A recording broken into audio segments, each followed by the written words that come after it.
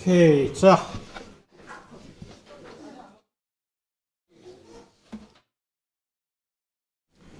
말씀드렸듯이 지난 세션에, 첫 세션에 이제 생명의 공통적인 특성에 관해서 한번 살펴보자라는 얘기를 했습니다. 제가. 그래서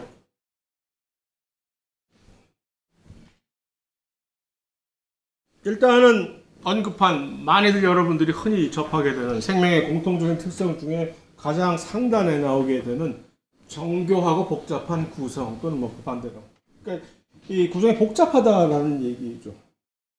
그러니까 이게 왜 그러니까 공통적인 특성으로서 여러분들이 모든 생명체에서 이것을 예로서 들 수가 있긴 하죠. 아주 그냥 미천한 그다음에 미개한 저기 있는 저쪽 아랫동네라고 우리가 감히 교만하게 생각을 하는 세균이라든가 또는 뭐 아메바라든가 아메바가 어디가 어때서 세상에 어쨌든 그 안을 들여다보면 그렇게 매우 간단하고 정말 보잘것없어 보이는 우리에 비하면 정말 우리는 복잡하다는 거 인정하잖아요. 복잡하지 우리야. 무슨 뭐 몇십 조의 세포로 돼 있다는 둥, 뭐 뇌세포만 해도 뭐 몇 조라는 둥, 도대체 감을 잡을 수가 없잖아요. 그러나 아주 간단한 그런 생명체를 봐도 사실 세포 안을 들여다보고 보면 화들짝 놀랄 만큼 도대체 뭐가 이렇게 많아? 그 복잡하고 많은 것들이 아주 정교하게 잘 톱니바퀴처럼 잘 이렇게 돌아가는 그러한 형상을 지금 표현을 하는 것이죠. 그러니까 어디든지 있는 것. 그 모든 생명체들이 다 공통적으로 가지고 있는 것은 인정을 하는 것이죠. 물론 무조건 복잡하고 정교한 구성이다라고 해서 그럼 다 생명체냐? 라고 얘기하면 이건 뭐야? 이거 복잡해 이것도. 하지만 생명체 아니죠? 왜? 또 다른 특성들이 같이 여기에 또 충족이 되어 줘야 되니까. 그래서 그 중에 한 가지다라는 얘기죠. 요거. 그 다음에 이것이 나중에 가면 우리가 이것을 가지고 결부를 시킬 때 이것이 왜 중요하냐? 생명이라는 것이 특히 진화론적인 입장에서 생물학자들은 전부 다 이 생명체가 저절로 생겨났다고 주장을 하잖아요. 그래서 그 생명과학자들 각자의 개개인의 종교적인 그 근원을 떠나서 차차고 일단 전부 다 이 업계에 발을 들여놓은 이상 모두들 전부 진화론적인 토대에서 이것을 이제 얘기를 해야만 되는 필연적이기 때문에 왜냐하면 그게 일단 성립이 안 되면 다른 것은 아무리 얘기를 해봤자 아무런 쓸데없는 짓이거든요.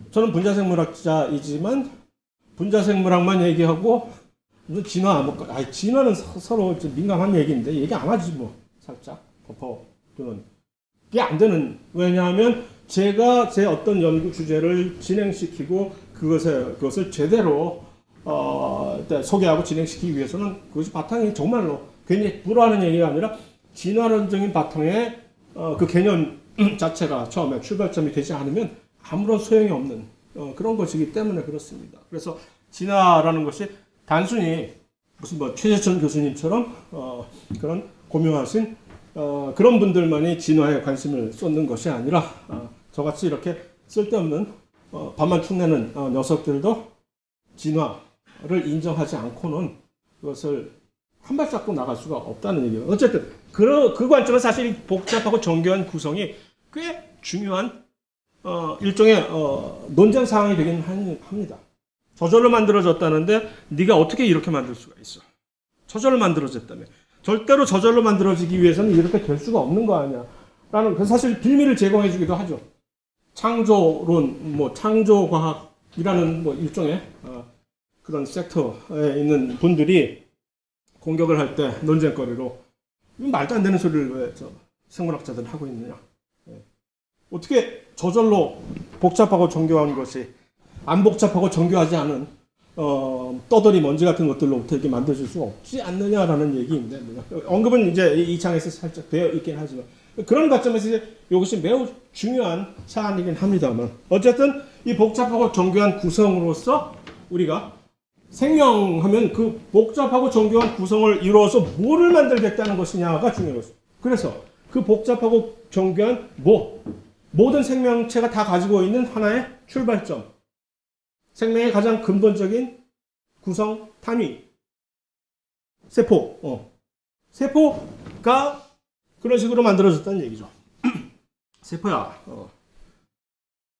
근데 이제 세포가 만들어지면 이 세포 자체가 출발점 자체가 그래 저절로 만들어졌어. 세포가 썰에 의하면 뭐 아무도 본 적은 없지만 일단 뭐 물리학자들, 화학자들, 생물학자들이 전부 자기의 뭐 머리를 쥐어 짜내 가지고서 최대한으로 이게 최선입니까? 네, 이게 최선입니다라고 얘기한 요것이 옛날 옛적에 무슨 한 30억 년 전쯤에 20억, 30억은 조금 20억 년 전쯤에 뭔가 이렇게 저절로 뭔가가 이렇게 만들어져서 세포라는 것이 형성이 됐다라는 얘기죠. 그러니까 세포라는 것이 형성이 되기 위해서는 뭐가 먼저 생겨야 되겠지? 막이 생겨야 돼요. 세포막이라는 것이 생기면서 경계가 쳐져야 될 거 아니야. 복잡한 그 소위 말하는 케이오스 상태로부터 갑자기 누군가들이 전부 야 우리들끼리만이라도 뭔가를 이루어 보자. 그래서 그러한 구성을 이루면서 그 구성을 이루는 하나의 단위체로서 자 이제 여기서부터 여기까지는 옛날에 초등학교 때 우리 때는 남녀 같이 있을 때 금을 딱 그어놓고 서로 여기 금 넣으면 너 죽어라고 여기서 짝지가 그런 금을 그어놓는 거지. 이렇게 금을 그어놓고 외부에서 들어오려고 하는 모든 것들을 보호해주고 그 다음에 안에 있는 이 이상한 이 안에 포함이 되는 이 운 좋은 물질들이 이제 뭔가 새로운 방식의 구성을 한다는 얘기죠. 이게 바로 이제 세포의 출발점이 되는 건데. 그래서 막이 쳐졌어. 막이 저절로 쳐질 수 있다는 얘기는 인정. 그러니까 뭐 물리적으로 화학적으로 막은 저절로 쳐질 수 있는 생길 수 있는 물질이기 때문에 맞아요. 그러나 문제는 막이 쳐졌어. 이게 생명이야. 응? 여기서 뭐가 좀 찝찝하죠. 이게 만약 이 상태로 막이 쳐진 다음에 이렇게 이 안에 뭐 알갱이들이 이렇게 뭔가 구성을 이루고 했어. 다 좋아. 됐어. 그러면 이것은 어느 정도 한시적인 생명체라는 얘기입니다. 한 뭐 30분에서 한 하루, 사흘 이렇게 잘 놀다가 그동안 즐거웠다 하고 해산 할 수밖에 없는. 왜냐면 물건들은 결국은 해체될 수밖에 없는 어떤 물건이든 다 낡고 해지게 되어 있잖아요. 그러니까 한시적인 영속이 될 수 없는 성질이라는 건데 여기에다가 영속성을 주는 부여하게 되는 이상한 기적이 일어나버려요. 할렐루야. 뭐가 이런 식으로 이렇게 뭐가 만들어지는데 뿅뿅뿅 너도 나도 유튜브 하면서 이렇게 만들어내는데 갑자기 어떤 친구가 여기에 뭐 이상한 놈을 하나 끌고 들어왔어.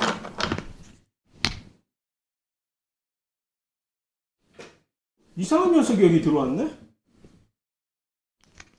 그러면 이때부터 완전히 얘기가 달라진다는 얘기. 그럼 얘가 갑자기 여기에 소위 말하는 캡처가 됐어. 이렇게 막을 둘러싸는데 어쩌다 보니까 우연찮게 얘가 울쑥 하고 들어왔어. 그러니까 뭐야 하고 들어왔는데 나 나갈래. 못 나가 이제. 한번 들어오면 못 나가는. 왜냐하면 얘는 DNA DNA 같이 그렸죠. 그 정도로 DNA 줄 알. 물론 사실을 얘기하자면 이게 사실은 원래 처음부터 이렇게 이렇게 잡힌 녀석이 DNA가 아니라 사실은 RNA인데 그러나 이것은 뭐 조금 있다가 지금 당장 얘기할 사안은 아니니까 어쨌든 DNA라는 것이 대표하는 소위 말하는 DNA가 무엇을 대표하죠? 유전 물질이라는 것을 대표하잖아요. 유전 물질의 특이점은 뭡니까? 생명체의 영속성을 가져다 주는 겁니다. 왜? 요 DNA 또는 RNA 유전 물질은 계속해서 자기를 카피를 뜨는 이상한 능력이 있잖아요. 혼자 스스로. 이거를 뭐라고 해? 자가 복제라고 하잖아요. 셀프 레플리케이션. DNA만이 또는 RNA처럼 유전 물질만이 자가 복제를 할 수 있는 능력을 가지고 있는데 그러한 신박한 물질을 어쩌다 보니까 우연찮게 얻게 됐다는 얘기입니다. 세포가 이제 완전히 어제의 세포와 이런 유전 물질을 얻게 된 세포가 완전히 달라지는 거죠. 어떤 의미에서? 얘는 이제 영원히 살 수 있는 거야. 드디어 나는 구원이 됐다. 그래서 이게 가능해지는 거지. 영원토록 살 수 있는. 보면 생명체들 전부 보면은 아둥바둥 죽자고 가장 최지고의 목표로 그쪽을 향해서 달려가는 그것이 뭡니까? 그저 살겠다는 거지. 생명체는. 왜 그런지 모르지만 그저 살겠대. 그저 어떻게 해서든지 살려고. 영원히 살려고 그것도. 아예 한 100년만 살다 죽자. 빠가 아니라 아니야 난 영원히 살 거야. 왜? 누구 때문에 그래? 바로 이 세포 안에 들어있는 이 DNA 때문에 그렇습니다. 유전자. 유전자가 바로 그러한 습성을 세포에다 가져다 준 거죠. 그러니까 원흉은 바로 이 유전자가 아주 나쁜 놈이에요. 잘 안 보이네 이거. 그래서 이 녀석이 아주 나쁜 녀석이에요. 유전자.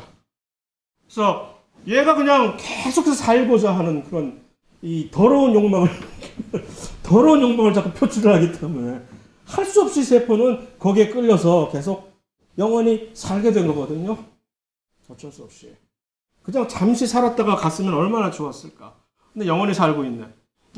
뭔 궤변이야 라고 생각하실지 모르지만 가만히 생각하면 여러분의 자체가 무엇입니까? 영어로 You are nothing but what you eat 라는 말이 있듯이 네가 암만 잘난 척해봤자 결국은 네가 먹는 거에 결국은 결과물이다라는 거 표현이 있듯이 아무리 이 세상에 서로 다른 다양한 생명체들이 있다지만 그들이 사실 그런 다양한 생명체들답게 이렇게 만들어진 그 원인은 따져보면 전부 이 유전자 때문에 그렇거든요.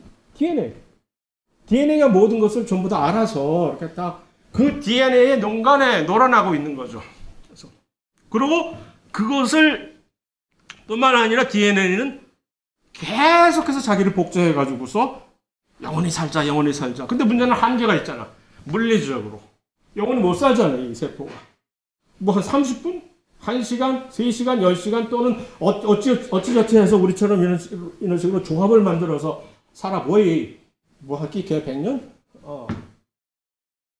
그러면 어떻게 할까? 어떻게 해야 될까? 이 유전자의 입장에서는. 나는 영원히 살아야 되겠는데 이 녀석들이 나의 이 숭고한 뜻을 이해를 못하고 안 따라와 주네. 어쩌야 되겠지? 대안은, 차선책은 할 수 없지. 복제를 하자. 복제를 하고 세포 분열을 시키자. 후손을 남기자. 이것이 바로 뭐요? DNA를 복제를 한 다음에 DNA를 복제한다는 얘기는 유전자를 그대로 카피를 뜬다는 얘기지. 결국 우리는 우리의 유전자가 전부잖아요.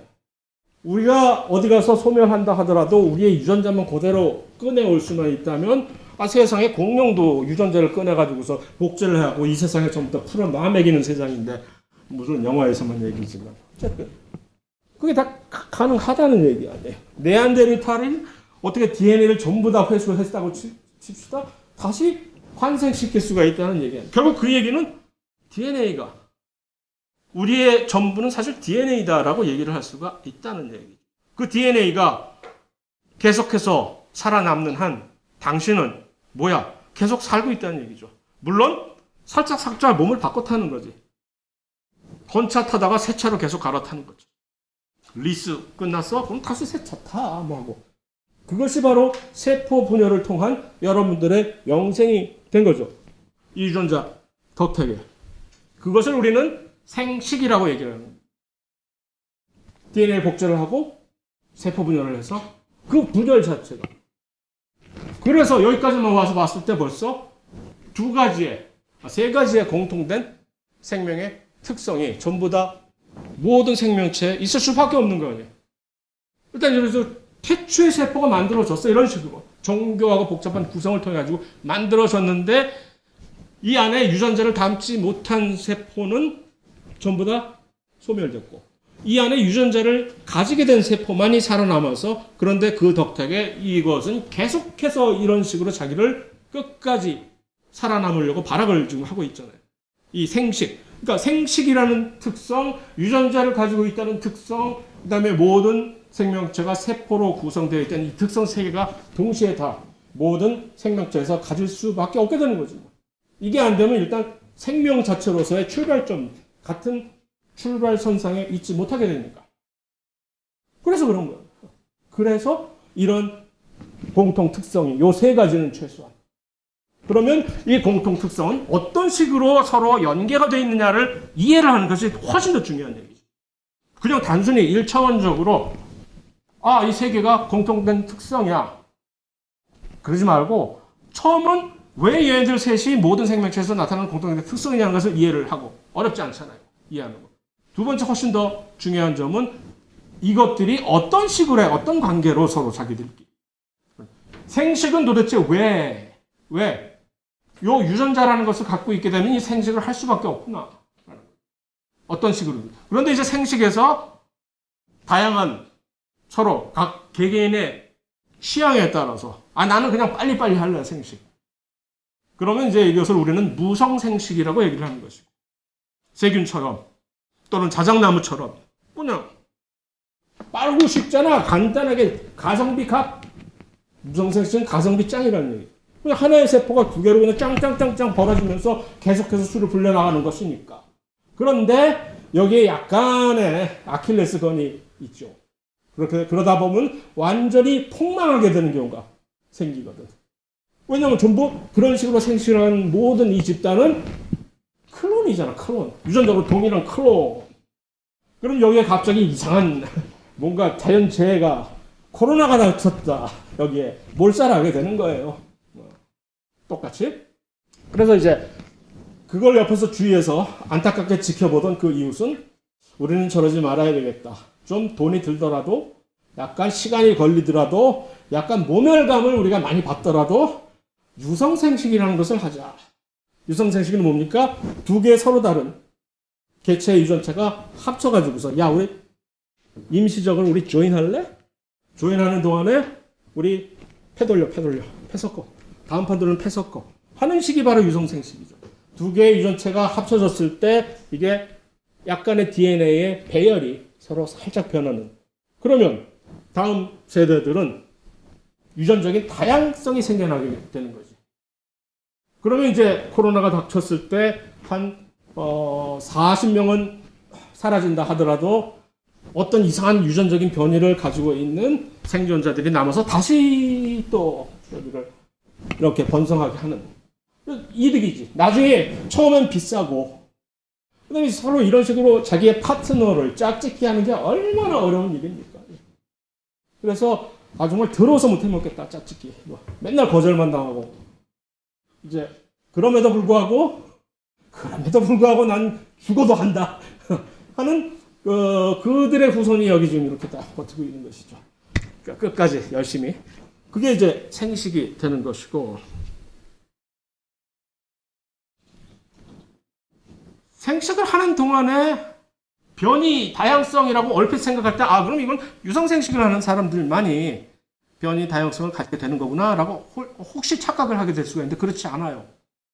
유성생식을 하게 되면 훨씬 그 변이 다양성을 빨리 넓게 퍼뜨릴 수는 있으나 무성생식을 하는 그러한 개체라 하더라도 사실은 변이 다양성 만들 수 있어요. 왜? 유성생식이 됐든 무성생식이 됐든 그러니까 우리 지금 딱 보면 변이 다양성 충분히 인정할 수 있지. 납득할 수 있지. 딱 보면 우리는 전부 단군의 자손인데 왜 이렇게 다 달라? 맞아? 아닌 것 같은데? 하나하나 개개인이 전부 다 다르잖아요. 왜 우리는 이렇게 다를까? 우리의 DNA가 달라서 그렇지. 뭔가 물론 우리의 DNA를 침팬지와 비교하면 우리끼리는 거의 100% 일치하는 것이지만 그럼에도 불구하고 우리들끼리 비교를 하면 뭔가 조금 다르거든. 그 다른 것, 그 작은 차이점이 우리를 이렇게 만들어 놓은 것이 이 다른 것들이 그러한 변이를 태동시키게 는 원동력인데 근원인데 그러면 다시 누가 한번 얘기를 해볼까요? 이 변이의 궁극적인 근원은 무엇입니까? 이 변이라는 얘기는 유전적인 변이라는 얘기죠. 그렇죠? 유전적인 변이가 있어야 밖에서 이렇게 표출되는 그런 다양성, 변이가 나타나지. 그 유전적인 변이의 출발점은 무엇입니까? 그 원인, 궁극적인 원인. 유성생식이 아니야. 유성생식은 그것을 훨씬 더 강조, 펜을 섞어가지고서. 하지만 펜을 아무리 섞어봤자 결국은 그 패야, 결국. 카드가 몇 장이지? 56장인가? 화토는 몇 장이에요? 어쨌든 그 똑같은 거 화토. 그 패란 말이에요.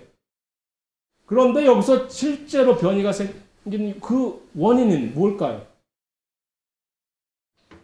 누구? 응? 복제가 오류가 되면 뭐가 생기지? 돌연변이가 생기지. 복제 오류, 변이, 돌연변이. 돌연변이라는 얘기는 뭡니까? DNA 염기 서열에 변화가 생기는 거예요. 원래 처음에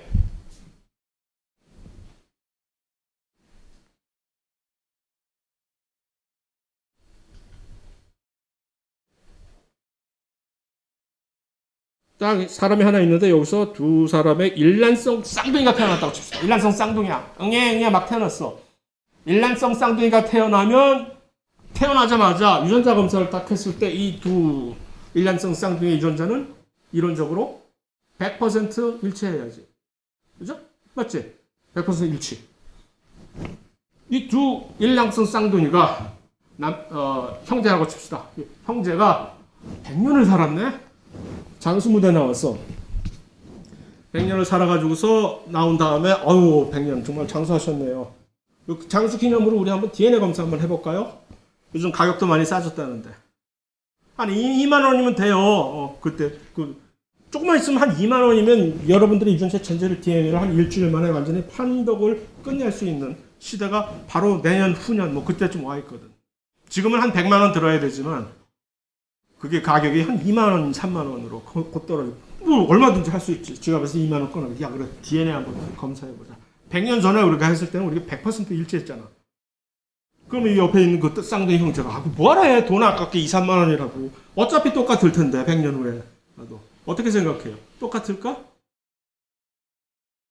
그럴 가능성이 높긴 하나, 안 똑같을 수도 있지 않을까? 왜? 100년 동안 살면서 산전수전 서로 각자 겪었잖아. 100년 동안 살면서 세포 분열을 각자 했잖아. 세포 분열을 할 때마다 돌연변이가 생길 수 있거든. 왜냐하면 복제를 할 때마다 세포 분열은 이제 그 전에 DNA 복제가 선행이 돼야 되는데 DNA 복제를 하는 사이에 DNA 복제라는 것은 결국 어떻게 우리가 생각할 수가 있을까요? 어떤 본문이 있으면 그 문장을 우리가 타자를 그대로 타자를 치는 거라고 생각하면 되잖아. 타자 치기가 여러분들 절대 실수 안 합니까? 타이핑 에러 만들잖아. 얘도 그래. DNA 복제하는 요 효소도 그대로 똑같이 훨씬 실수가 많어. 타이포. 그럼 그게 돌연변이가 되는 거예요. 근데 이제 그 돌연변이 비율을 훨씬 더 증가시키는 또 여러 가지들이 있지. 한다든가, 막 밖에 나가서 막 하고 막 햇빛을 막 그냥 5, 6시간 강렬한 태양을 쬐다든가, 이상한 음식을 막 먹는다든가 하면 그 DNA가 돌연변이가 되는 비율을 훨씬 더 증가시킬 수는 있으나 어쨌든 그것은 일종의 조미료일 뿐이고 궁극적인 원인은 돌연변이이기 때문에 그 돌연변이 덕택에 100년 있다가 100년 후에는 여기서 시간이라고 t라고 치면 100년 후에는 어쩌면 이 둘은 살짝 불일치할 가능성도 있어요. 약간 어느 부분이. 그런데 이 둘이 갑자기 무슨 기적이 일어나가지고 이 둘이 현대의학의 발전으로 5만 년을 살았다고 칩시다. 와우. 얘네들이 5만 년을 살게 됐어. 5만 년 후에 갑자기 만나가지고서 또 그 짓을 또 해. 야, 우리 DNA 검사 한번 해보자. 어떻게 될까요? 확실히 개런티 5만 년 후에는 얘네 둘의 DNA는 많은 부분이 서로 다를 것이야. 왜? 돌연변이는 무작위로 일어나는 게 특징이죠. 지 멋대로. 무작위로. 이 세포들 중에서 무작위로 우리의 유전체 30억 쌍의 DNA가 쫙 깔려있는 세포 하나에 30억 개의 염기쌍이 있단 말이에요. 그 중에서 어디를 특별히 찍어서 돌연변이가 요번에는 여기 일어나야겠다 하는 것이 아니라 그냥 무작위로 랜덤이 딱딱 일어나는데 그 무작위라는 것의 뷰티는 뭡니까? 여기에 있는 두 개인에서 돌연변이가 일어나는 장소는 다르다는 얘기죠. 그러면 이제 5만 년 후에 이 둘을 비교해보면 서로 다른 곳에서 변이가 일어났을 테니까 이제 여기서도 삐끄덕삐끄덕 안 맞지 서로. 자, 이 얘기를 짱둥이 얘기를 제가 왜 꺼냈을까요? 처음에 태초에 생명이 있었다라고 칩시다. 그래서 똑같이 그런 생식을 하기 시작했어. 우리가 그동안 몇 년 동안 살아왔죠. 처음에 이런 식으로 세포가 생겨난 다음에 이런 식으로 세포 분열을 통해 가지고서 얼마? 최소한 20억 년을 살아왔잖아. 20억 년을 살아오는 동안 세포 분열을 몇 회를 했을 것이며 그 세포 분열을 하는 동안에 몇 회의 돌연변이가 각자의 서로 많은 세포들 중에 일어났을 것이며 그러니까 처음엔 출발점에 하나의 세포가 시작을 했다고 치더라도 지금 현재 살아 넘치는 생명체들의 종류가 이렇게 많은 이유가 그렇게 되는 거예요. 변하다 보면 어느 순간에 가면 이 둘은 아직도 일란성 쌍둥이로 서로 간주되는 두 개체였는데 한 10만 년 지난 다음에 둘이 만나서 보니까 완전히 서로 한쪽은 완전히 팔이 3개가 달려있고 한쪽은 다리가 3개가 달려있고 딱 보면 낯설다 뭐 하고 낯설 뿐만 아니라 이 둘의 자손은 그러니까 둘은 서로 그 다음부터는 서로 형제라 그랬으니까 그런 얘기는 말이 안 되는구나. 어쨌든 둘이 서로 자식을 생산해낼 수 없을 정도로 서로 차이가 나는 이런 변이가 너무 심해져가지고서 시간이 함수잖아요. 이게. 시간이 지나면 지날수록 차이점은 더 증가하게 됩니다. 돌연변이가 쌓이니까. 돌연변이의 두 가지의 특성 때문에 그런 거죠. 하나는 무작위, 랜덤. 또 하나는 시간이 지남에 따라서 계속 축적하는 거지. 점점 더 많아지지 돌연변이가. 세포 변화를 지나면 지날수록. 그러면 어느 일정 기간의 긴 세월이 흐르게 되면 처음에는 같았던 두 개인이 이제는 달라도 너무 다른 거지. 그럼 이 둘은 서로 더 이상 같은 뭐라고 부를 수 없다? 더 이상 같은 종이라고 부를 수 없다라는 거지. 그게 바로 과학자들이 생각하는 침팬지와 사람 사이에 생긴 일이라고 또 생각하는 거지. 예를 들어서 왜 사람과 침팬지를 가장 가까운 친척이라고 얘기를 하느냐? 사람하고 개는 어때? 나는 개가 훨씬 더 심정적으로 훨씬 더 친한데 개 좀 어떻게 하면 안 되겠니? 안 돼. 왜? 팩트이기 때문에. 무슨 팩트를 가지고? 이게 바로 지금 여기서 본 이것이 중간에 맨 밑바닥에 이렇게 하나의 출발점 구실을 하는 이러한 처음에 요 포인트, 요것을 우리는 뭐라고 얘기를 하죠? 공통 조상이라고 얘기를 하잖아요. 그러니까 이런 다양한 종들이 있지만 종들이 진화라는 것을 이루어 나가는 과정에서 서로 분리를 하잖아요. 이렇게 멀어지다가 간격이 벌어지면 이제 더 이상 둘이 같은 것으로 간주가 될 수 없는 그 시점, 그것이 이제 종 분화인데 그 종 분화를 역으로 거슬러 올라가면 그럼에도 불구하고 옛적에는 이 둘은 같은 종의 일원이었다라는 그 시점이 바로 이 둘의 공통 조상이 존재했던 그 시간인 것이죠. 왜 사람과 침팬지가 가장 가까운가? 진화적으로 공통 조상을 가장 가까운 과거에 공유했었기 때문입니다.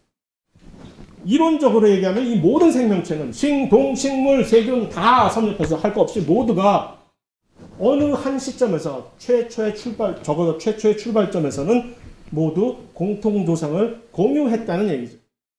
그 공통조상을 공유하다가 이제 서로 가지치기를 해서 이제 달라져 나왔다는 얘기인데 그렇다 하면은 서로 진화적으로 가까우면 가까울수록 공통조상을 훨씬 더 가까운 과거에 같이 소유했었던 얘기죠. 아마도 침팬지와 사람은 아마도 한 100만 년 전쯤? 한 100에서 한 300만 년 전쯤에 공통조상을 그때 가면 한 300만 년 전으로 타임머신을 타고 가면은 사람과 침팬지를 서로 구분할 수가 없었던 그런 시절이었다는 얘기죠. 그런데 서로 둘 다 이렇게 갈라져 나오면서 그러니까 침팬지 생각하면 옛날에 이 다윈이 진화론을 처음에 1800 몇 년인지 그때쯤에 처음으로 출간을 했을 때 이 유럽의 그 귀부인들이 가장 경노하신 그것은 아니 감히 저 끔찍하고 어글리한 저런 원숭이 침팬지가 우리의 조상이란 얘기야 라고 분 게 그런 말도 안 되는 우리를 보라 얼마나 이렇게 우아하고 품격이 있는데 저런 쓰레기 같은 것들과 그게 아니지. 쟤는 노냐? 쟤도 진화했거든. 침팬지도 나름대로 그때부터 300만 년 동안 계속 나름대로 각자의 길을 걸어왔었던 것이고 사람도 각자의 길을 걸어왔고 세균도 마찬가지지. 세균, 저 미개한 세균, 아이고 아직도 단세포로 그냥 아무것도 제대로 못하고 그렇게 우습게 보지. 나름대로 세균 역시 그 몇십억 년 동안을 나름대로 진화를 해왔던 거죠. 진화하지 못하는 생명체는 절대로 살아남을 수가 없는 거거든요. 어쨌든 그것이 이제 이 공통조상의 개념에서 측면에서 이런 식으로 다양성이 생기는 이유가 되는 거거든요. 그래서 그 변이 좀 얘가 길어졌는데 변이라는 얘기는 결국 자연적으로 발생할 수밖에 없는, 왜? DNA 자체가 그렇게 생겨먹었다는 얘기죠. DNA가 우리가 DNA를 유전자로서 우리의 세포 안에 받아들이기로 처음에 첫 출발을 그은 이상 그 DNA의 화학적인 특성 가만히 내버려둬도 지 멋대로 이렇게 변하네, 화학적으로. 이것 때문에 할 수 없이 변할 수밖에 없는 거죠. 그것이 바로 우리의 다양성에, 모든 다른 생명체들의 다양성의 근원이 된다는 얘기입니다.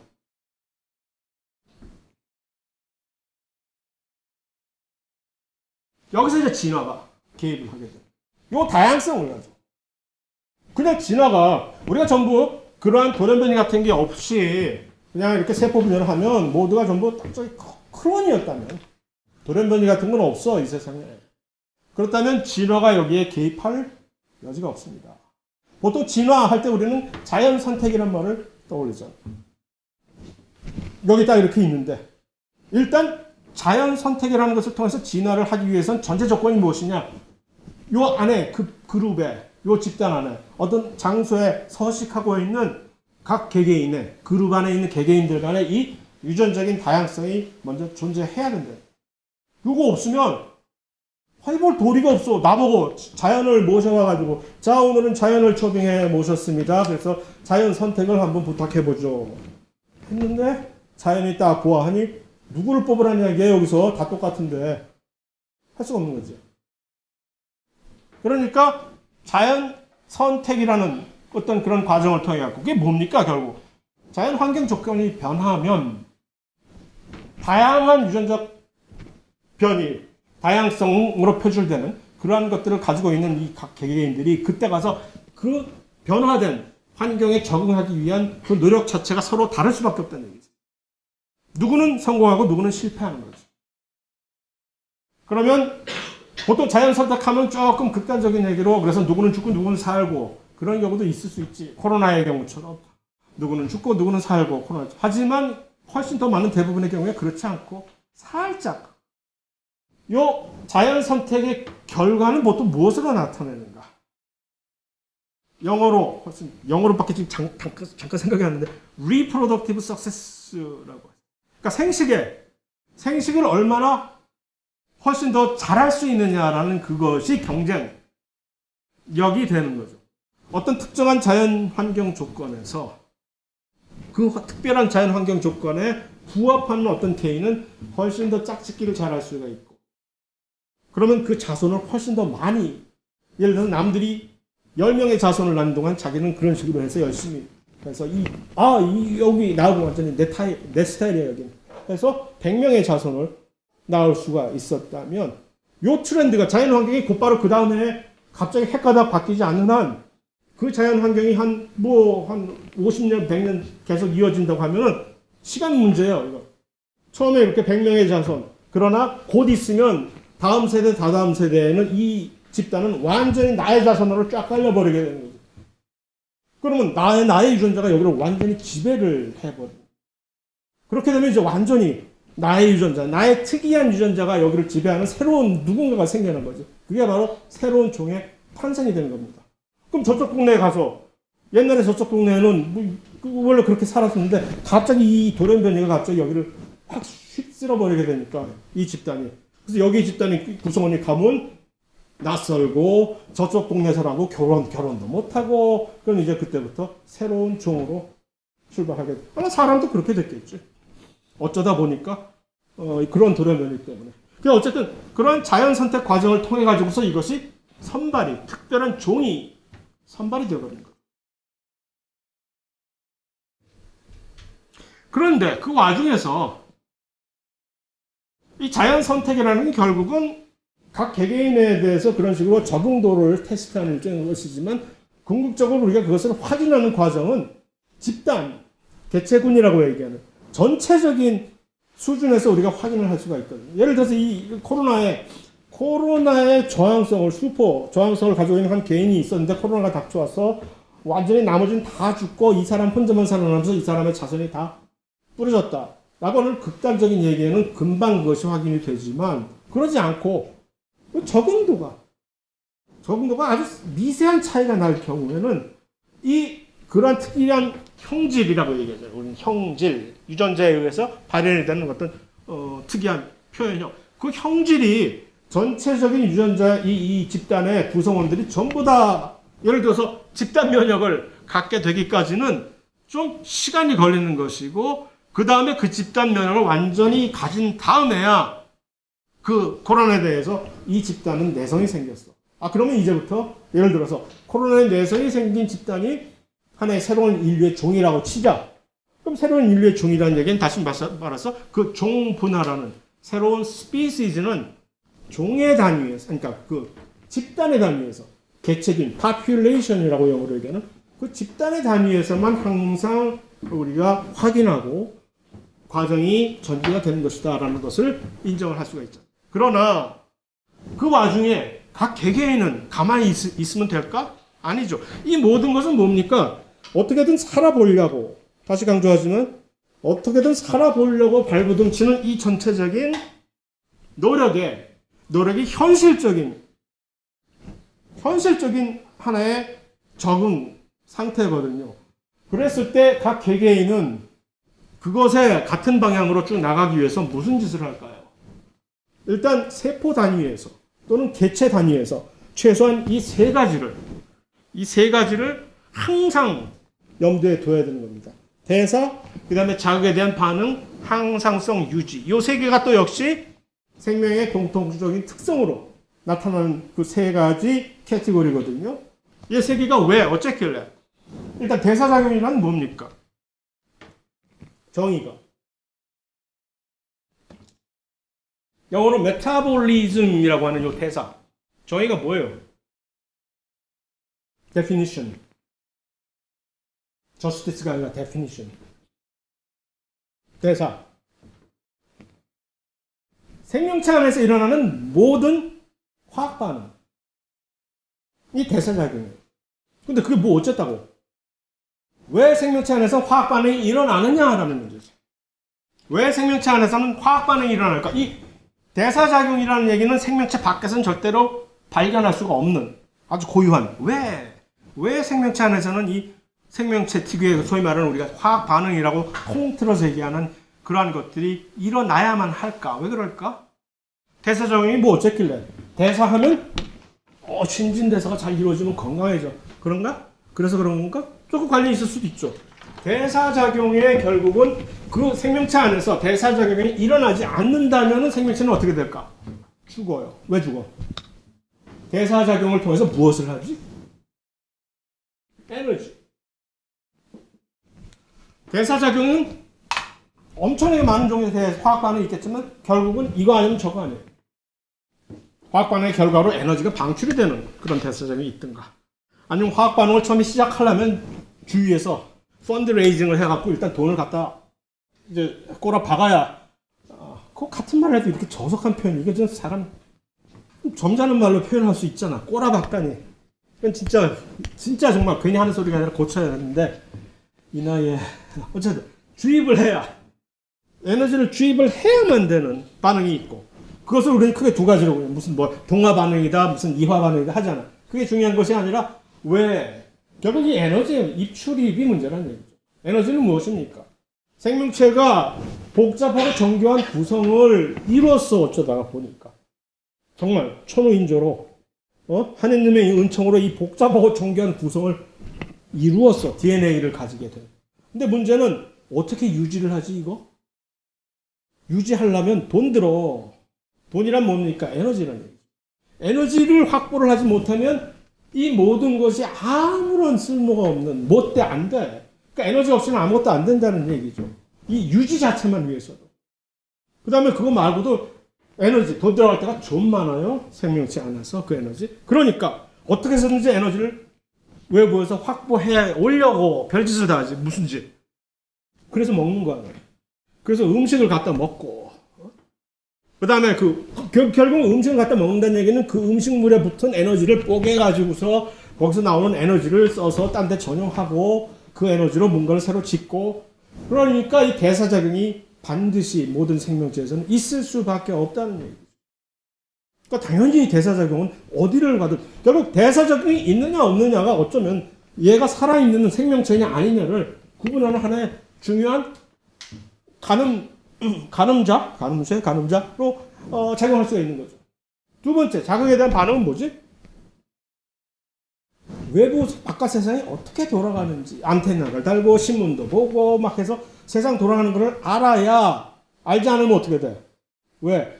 바깥 세상은 완전히 정글인데 급변하는 바깥 세상인데 얘가 어떻게 돌아가는지 모르고 가만히 있다면 그냥 그대로 그 다음날 죽어도 아무 할 말이 없는. 그러니까 살아있는 생명체들은 살기 위해서, 내가 살려면 에너지 확보해야 되고, 그 에너지만 확보했다고 해서 될 일이 아니라 그 에너지를 가지고 어떻게 하면 좀 하고 밖을 계속해서 항상 탐지를 해야 된다는 얘기예요. 그것이 바로 자극에 대한 반응인 것이죠.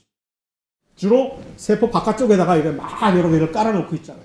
소위 말하는 수용체라는, 여러분들이 아마 나중에 공부를 열심히 더 많이 해서 여러분들의 전공에서 약을 주로 만들 때 많은 경우의 약들이 바로 그 특이적인 세포의 수용체와 특이적으로 결합을 딱딱 하는 그런 물질들이 바로 그런 약이 되는 거죠. 왜? 그래서 수용체를 자극을 해서 세포 안에다가 어떤 특별한 지시를 내리기 때문에, 야, 바깥쪽에 포도당이 되게 많네? 그거 어떻게 알게요? 포도당. 바깥쪽에 포도당을 감지할 수 있는 수용체가 있어야 바깥쪽에 포도당이 많은지 적은지를 알 수가 있을 거예요. 많으면 많은 대로, 적으면 적은 대로. 많으면 야, 우리 좀 릴렉스하고 포도당 좀 받아들여도 되겠다. 잘 그냥 뭐 흥청망청 하자. 포도당이 없으면 야야 밖에 보니까 포도당이 없어. 곧 굶어 죽게 돼. 조심해. 긴축해. 라는 신호를 또 보내야 되고. 하는 그러한 것들, 예를 들어서. 그러니까 엄청나게 많은 그러한 탐지를 하는 수용체들이 세포와 긴밀한, 세포 안에 있는 중심, 본부, 센터와 DNA가 있는 그 센터와 긴밀한 연락을 계속 해가지고 하고 있다는 거죠. 그럼에도 그와는 약간 대조적으로 항상성 유지라는 건 또 뭡니까? 항상성 유지의 또 역시 데피니션, 정의? 예를 들어서 항상성 유지의 예를 들어라 하면은 체온 유지, 혈당 유지, 뭐 쉽게 얘기를 될 수는 있죠. 하지만 그거보다도 훨씬 더 미세하게 세포 안으로 들어가면 엄청나게 복잡한 항상성 유지하는 그 메커니즘들이 많으며, 거의 그 많은 것들이 사실 여러분들의 다 밥이요, 나중에. 여러분들의 밥그릇이요. 그것들을 전부 잘 조절을 하고 하는 것들이 뭘까? 왜 이럴까? 항상성, 일단 정의부터 해야지. 항상성이 뭔지. 그냥 똑같이 유지하는 거, 체온 똑같이 유지하는 게 항상성, 혈당 똑같이 유지하는 게 항상성은 70점짜리, 아니 60점짜리 데피니션밖에 안 되는 거예요. 변화하는 바깥쪽의 환경 조건 아래에서도, 변화하는 환경 조건 아래에서도 내부, 어떤 특정한 환경 내부 조건을 일정하게 유지시키려고 하는 그런 노력, 기전이 항상성이라는 거죠. 호미오스테이시스라고 영어로 얘기하는. 그게 왜 힘든 거지? 가만히 내버려두면 안 돼? 야, 카멜레온 날 봐. 카멜레온 나야. 가만히 내버려둬. 바깥이 추워? 그냥 춥게 내버려둬. 바깥이 더워? 같이 더워? 그러면 카멜레온밖에 안 되는 거야. 좀 우리는 사람이고 싶잖아? 뭔가 바깥이 변해도 뭔가 우리가 지켜야 될 건 지켜야 되잖아. 그게 바로 항상성인 거죠. 그래서 그것을 하기 위해서는 필수적으로 무엇이 필요하냐? 에너지를 주입하지 않으면 유지가 안 돼. 카멜레온이 그런 식으로 살기를 작정한 이유는 아마도 게을러서, 에너지 쓰기 싫어서. 에이, 그냥 거기다 체온 유지하는데 왜 이렇게 에너지 쓴 게야? 그 아까운 에너지. 우리가 체온 유지하면 얼마나 많은 ATP를 뽀개야 됩니까? 그 체온을 유지하려고. 그거 하지 말고 그냥 싸게 치자. 더우면 더운 대로, 추우면 추운 대로 이렇게 살면 되잖아. 그리고 뭐 카멜레온 멸종되는 거 봤어? 그래, 그렇게 살든가 너는. 그래, 그렇게 살아도 아무 문제가 없는 경우도 있지. 하지만 체온의 그런 경우는 아주 빙산의 일각의 그런 예인 것처럼 많은 경우에 그것을 일정하게 유지하지 않으면 우리의 생존에 직접적으로 위협을 받게 되는 경우가 있잖아. 그럴 때 에너지를 써서라도, 이건 돈을 들여서라도, 이건 투자야. 돈 드리는 거 아까워하지 마. 라고 하는 게 바로 이 항상성 유지가 되는 거죠. 그러니까 요 세 개는 최소한 그 어떠한 생명체라 하더라도 세계는 전부 다 가지고 있을 수밖에 없으며 이들의 서로 연관성이 뭔지를 또 설명할 수가 있잖아요. 이들이 생명체와 각각이 어떻게 이들 세계는 전부 이들 세계는 일단 이 영생 그러니까 생존 가능성을 높이는 각 개개인의 노력으로서 하나의 물이 지어질 수가 있으며 또 한 가지의 공통점은 이들은 일단 에너지의 어떤 입출입과 약간의 관계가 있으며 그 다음에 자극에 대한 반응의 경우는 어떻게 에너지를 설명을 할까? 이건 내가 조금 약간 뭐가 훅 딸린다 이 변명이. 어쨌든 그런 식으로 서로 간의 그런 상호 관련이 이렇게 강화하니까 이제 말도 안 튀어요. 주어진다는 얘기죠.